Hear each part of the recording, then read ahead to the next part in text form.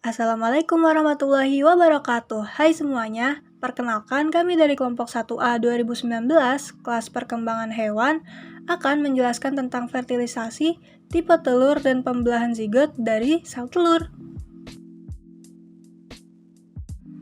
Pada video ini, kita akan membahas mengenai proses fertilisasi berupa fertilisasi eksternal dan internal, reaksi akrosom, reaksi granula korteks, dan peristiwa kehamilan kembar berupa polizigot dan monozigot, juga peristiwa kembar siam dan feto in fetus.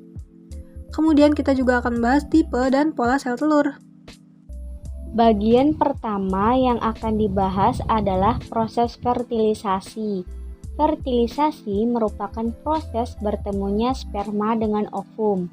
Proses fertilisasi ada dua macam, yakni fertilisasi eksternal dan fertilisasi internal. Untuk fertilisasi eksternal terjadinya di luar tubuh betina, kemudian harus di lingkungan yang cair. Oleh karena itu, fertilisasi eksternal biasanya terjadi pada hewan yang habitatnya di air atau akuatik, seperti katak, ikan, dan bintang laut.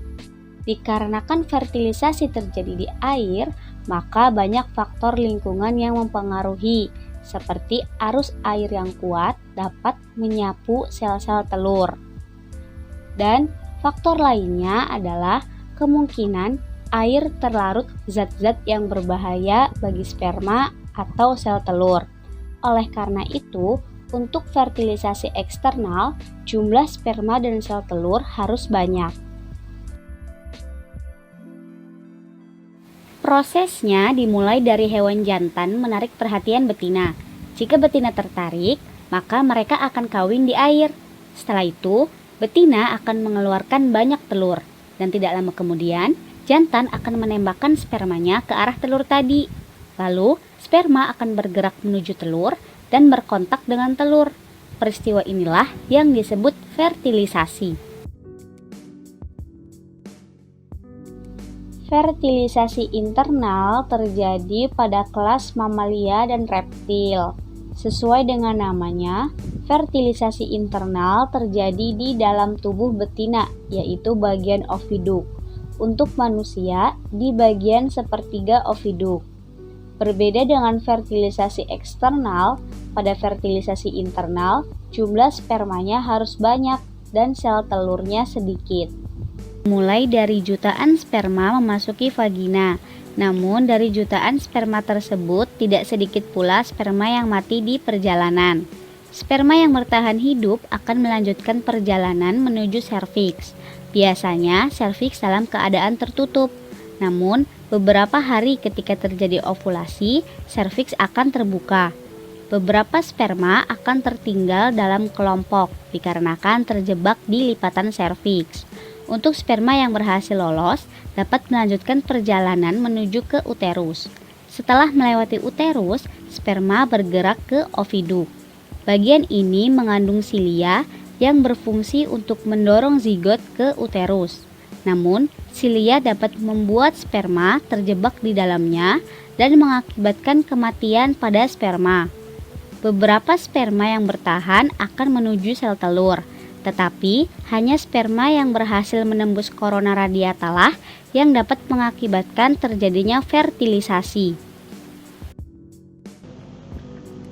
Selanjutnya saya akan menjelaskan tentang reaksi akrosom. Reaksi akrosom adalah reaksi utama yang menghancurkan lapisan-lapisan telur agar sperma dapat masuk ke dalam telur. Reaksi ini diawali dengan kontak antara lapisan terluar telur dan kepala sperma. Kontak ini memicu lepasnya enzim hidrolitik yang melarutkan jelikot pada telur. Saat enzim hidrolitik melarutkan jelikot, aktin pada sperma akan memanjang dan membentuk tudung akrosom. Tudung akrosom ini lalu akan berikatan dengan reseptor di telur, menyebabkan meleburnya membran vitelin. Reaksi granula korteks. Reaksi ini terjadi setelah reaksi akrosom, tepatnya setelah membran sperma dan ovum bergabung. Proses ini terjadi di ovum. Setelah membran sperma dan ovum bergabung, kantung-kantung granula yang terdapat di dalam membran ovum akan pecah, kemudian membran kantung tersebut menyatu dan menghasilkan membran baru, yaitu membran fertilisasi. Dalam reaksi ini, terdapat dua peristiwa, yaitu terbentuknya membran fertilisasi dan perubahan tegangan listrik. Dua peristiwa tersebut bertujuan untuk mencegah polispermia atau banyaknya sperma yang menempel di ovum. Perubahan tegangan listrik yang terjadi yaitu dari minus 20 mikrovolt hingga plus 60 mikrovolt. Hal ini dipengaruhi oleh reaksi muatan ion dan sangat berpengaruh terhadap sperma. Ketika terjadi perubahan tegangan listrik tersebut, maka sperma yang datang ke ovum akan mati tersengat listrik. Kemudian, untuk peristiwa terbentuknya membran fertilisasi memungkinkan tidak ada pembuahan berikutnya. Reaksi granula korteks ini juga berfungsi untuk melanjutkan meiosis bagi sel yang pembelahannya belum sempurna sampai tahap akhir. Kemudian, tahap akhir dari reaksi ini yaitu terjadi peleburan antara inti sel jantan dan inti sel betina.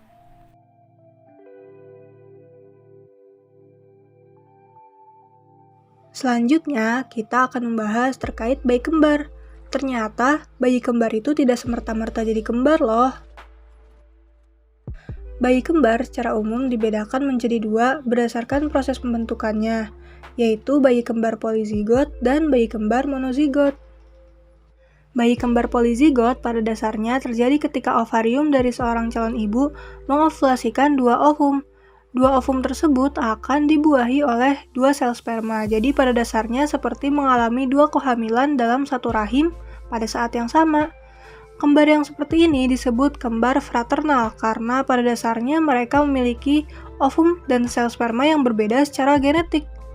Karena itu, mereka juga memiliki kantong amnion yang berbeda, juga plasenta yang berbeda. Sedangkan jenis kembar yang berikutnya, yaitu kembar monozigot, terjadi apabila ovarium mengovulasikan satu ovum yang kemudian dibuahi oleh satu sel sperma juga tentunya.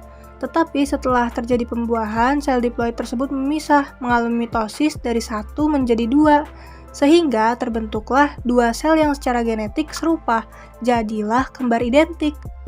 Peristiwa kembar monozigot ini dapat menghasilkan kehamilan dengan pembelahan yang sempurna dan cepat, sehingga terbentuk dua kantung amnion dan dua kantung plasenta yang berbeda.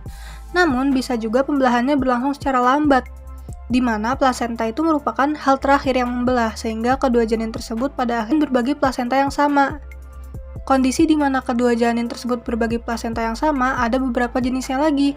Ada yang dengan korion yang berbeda dan amnion yang berbeda, atau jenis kedua dengan korion yang menyatu namun kantung amnion berbeda, atau jenis yang ketiga dengan korion dan amnion yang menyatu. Kembar monozigot juga memiliki resiko pembelahan sel telur yang tidak terjadi secara sempurna. Seperti yang terlihat pada bagan ini, kembar monozigot dapat membelah secara simetris membentuk dua janin yang sempurna dan dapat juga membelah secara simetris namun tidak selesai sehingga membentuk kembar siam atau kembar dempet.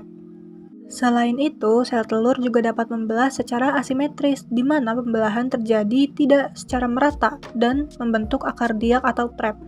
Kemudian yang kedua, ada bagian parasitik, jadi bagian janin yang hampir seperti kembar siam namun tidak simetris dan janin yang bentuknya tidak sempurna tersebut menjadi parasit pada janin yang tumbuhnya lebih baik. Dan yang terakhir adalah fetus in fetu atau janin yang tumbuh di dalam janin lainnya.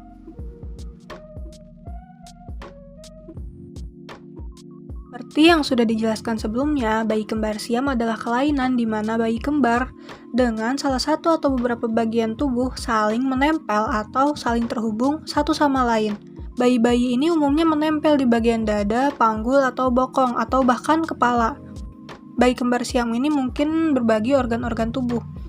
Bayi kembar siam yang masih hidup dapat dipisahkan dengan cara operasi, yang mana keberhasilan operasi ini tergantung letak mereka menempel dan organ sebelah mana yang digunakan bersama. Berikut ini merupakan salah satu contoh dari kasus kembar siam. Kembar siam ini merupakan kembar siam tipe Thoracopagus yang terjadi di Amerika Serikat, di mana hepar mereka menyatu, namun mereka memiliki dua jantung yang terpisah. Kembar siam ini berhasil dipisahkan melalui operasi dan pada akhirnya mereka berdua dapat hidup normal kembali.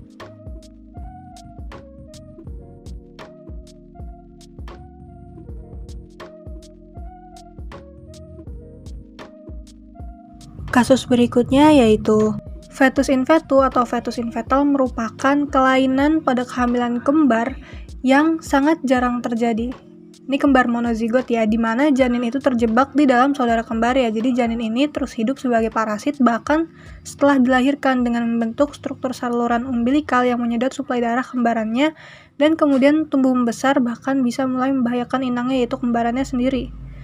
Fetus in fetu ini terjadi sangat dini pada kehamilan kembar saat satu janin membungkus yang lainnya. Jadi janin dominan akan tumbuh sedangkan janin kembar lainnya hidup selama masa kehamilan dengan menyerap makanan dari inang kembarannya seperti semacam parasit. Biasanya kedua kembar ini mati sebelum lahir, tetapi ada juga yang bertahan sampai dilahirkan.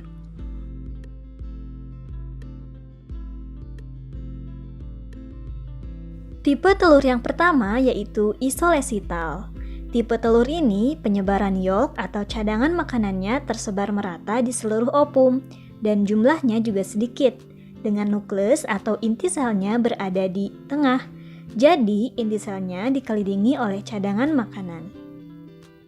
Nah, berikut adalah contoh-contoh pembelahan yang terjadi pada tipe telur isolesital, yang dimana terdiri dari radial, spiral, bilateral, dan juga rasional.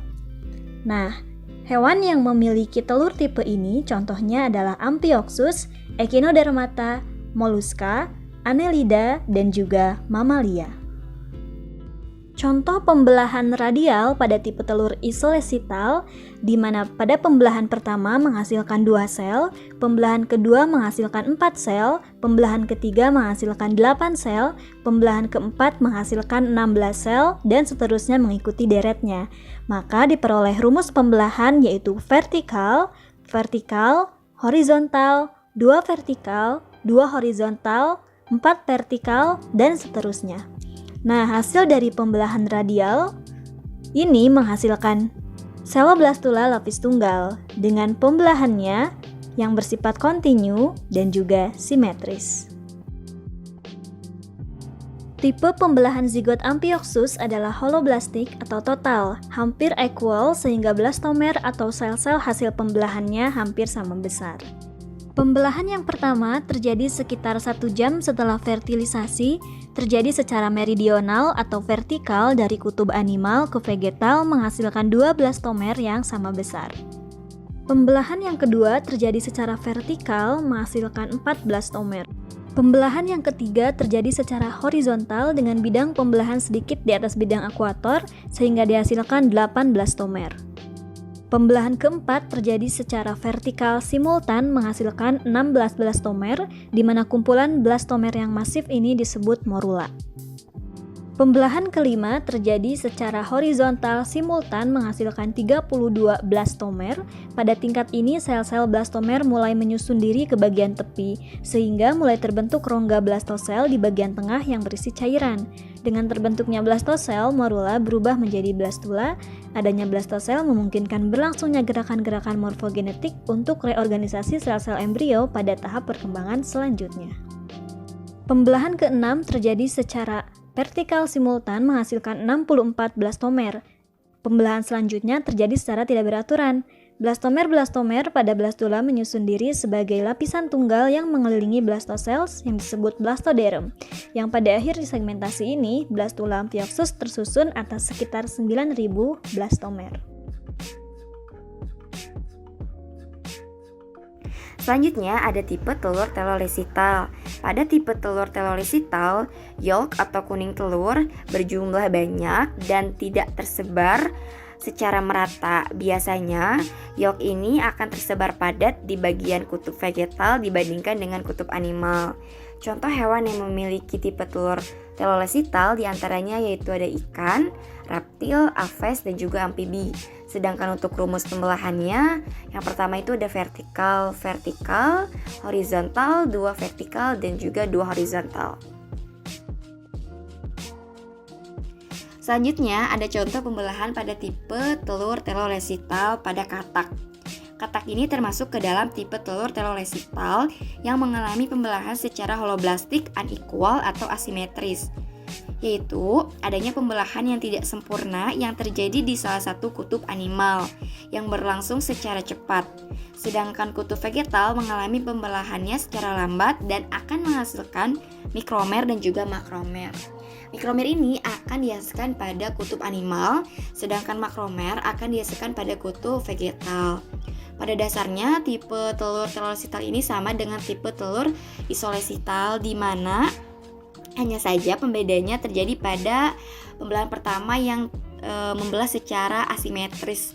Hal ini dikarenakan adanya yolk di kutub vegetal. Jadi ketika pembelahan pertama sedang melakukan pembelahan tetapi tidak sampai selesai. Jadi pembelahan kedua sudah memulai pembelahannya gitu. Apa yang membedakan asimetrisnya? Asimetrisnya itu hanya terjadi pada vertikalnya saja, sedangkan bidang horizontalnya tidak mengalami pembelahan secara asimetris. Selanjutnya ini ada salah satu contoh gambar mikroskopis pembelahan pada telur katak. Terlihat di sini ada 3 gambar yang ditunjukkan. Pada gambar pertama yang disimbolkan dengan A, terjadi pembelahan yang pertama. Nah, sedangkan gambar yang kedua yang disimbolkan oleh B, terjadi pembelahan yang kedua. Pada pembelahan yang kedua ini akan menghasilkan 4 sel. Sedangkan yang gambar C atau gambar yang ketiga ini merupakan pembelahan yang keempat, di mana pada pembelahan yang keempat ini sudah menghasilkan 16 sel. Slide selanjutnya akan menjelaskan mengenai tahapan pembelahan pada telur katak. Gambar yang tertera sesuai dengan tahapan pembelahan dan akan disimbolkan dengan angka. Gambar 1 merupakan proses pembelahan pertama, yaitu dimulai secara vertikal dari kutub anima ke kutub vegetatif. Sedangkan gambar 2 menunjukkan pembelahan kedua yang terjadi secara vertikal dimulai dari kutub anima sampai kutub vegetatif. Pembelahan kedua ini terjadi secara tegak lurus pada bidang pembelahan pertama. Gambar ketiga menunjukkan pembelahan ketiga yang terjadi secara horizontal dan tegak lurus pada bidang 1 dan 2. Hanya saja letaknya lebih mengarah kepada kutub anima. Gambar selanjutnya yaitu ada gambar keempat. Gambar keempat ini menunjukkan pembelahan yang keempat yang terjadi secara double vertikal membagi 2 ke 8 sel yang akan menghasilkan 16 sel. Selanjutnya gambar 5 menunjukkan pembelahan yang kelima yang terjadi secara double horizontal pada bidang atas dan bawah yang terjadi secara serempak dan menghasilkan blastomer yang terdiri dari 32 sel. Sedangkan gambar yang keenam menunjukkan adanya pembelahan yang keenam, yang selanjutnya akan membesar membentuk seperti buah pir yang disebut dengan morula, dan selanjutnya menjadi tahapan blastula.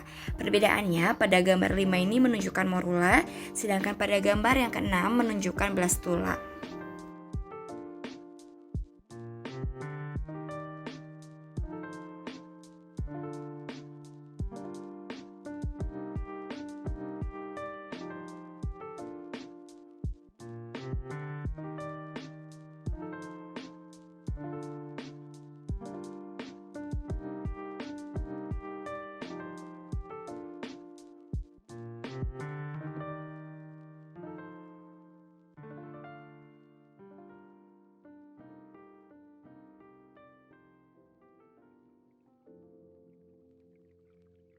Selanjutnya ada tipe telur megalesital dengan contoh telurnya seperti yang ada di gambar.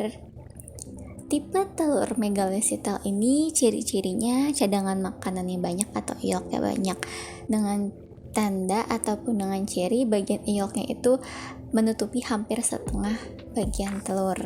Lalu ada inti di tengah agak ke pinggir. Inti di tengahnya itu berbentuk bulat, agak ke pinggir di bagian atas. Lalu ada contoh hewannya yaitu aves dan reptil. Untuk rumus pembelahannya ada vertikal, 2 vertikal, horizontal, 4 vertikal. Selanjutnya ada pembelahan telur pada aves.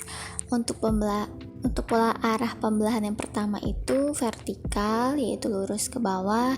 Yang kedua ada vertikal juga. Lalu pembelahan yang ketiga itu 2 kali vertikal, jadi ada 2 kali arah vertikal yang terbentuk, lalu yang keempat itu horizontal membentuk lingkaran, lalu yang kelima ada vertikal 4 kali. Jadi ada pembelahan vertikal 4 kali. Selanjutnya ada contoh pembelahan lain, di sini juga Aves, yaitu pembelahan yang pertamanya vertikal juga, lurus ke bawah, lalu yang kedua vertikal juga lurus ke bawah, lalu yang ketiga 2 kali vertikal.